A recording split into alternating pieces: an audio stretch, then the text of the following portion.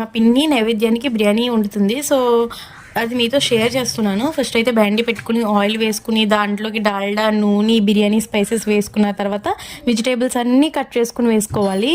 వేసుకున్న తర్వాత దీంట్లోకి అల్లం వెల్లుల్లి పేస్ట్, మసాలా 2 యాడ్ చేసింది మా పిన్ని. సో యాడ్ చేసిన తర్వాత ఇంకా దాంట్లోకి నీళ్ళు యాడ్ చేసింది. అంటే 1 కప్ రైస్కి 2 కప్స్ వాటర్ అనమాట. సో అట్లా 2 కప్స్ రైస్ అనమాట. సో 4 కప్స్ ఆఫ్ వాటర్ వేసింది. సో అది వేసిన తర్వాత దాంట్లో సాల్ట్ కట్ట వేసి ఇంకా అది మరిగేటప్పటికి ఇంక ఈ లోపల పక్కన బ్యాండీలో చికెన్ ఫ్రై చేస్తుంది అనమాట.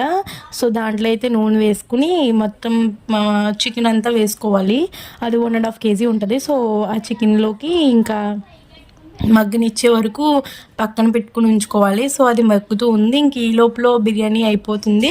సో వాటర్లోకి రైస్ కూడా యాడ్ చేసేసింది. రైస్ యాడ్ చేసి మధ్యలో కలుపుకుంటూ ఉండాలి. సో 5 minutes అయితే అది అట్లా మగ్గనివ్వాలి. ఇంక ఈలోపు మనం చికెన్ వండుకుంటున్నాం కదా, సో అది కూడా మగ్గిపోయాయి అనమాట.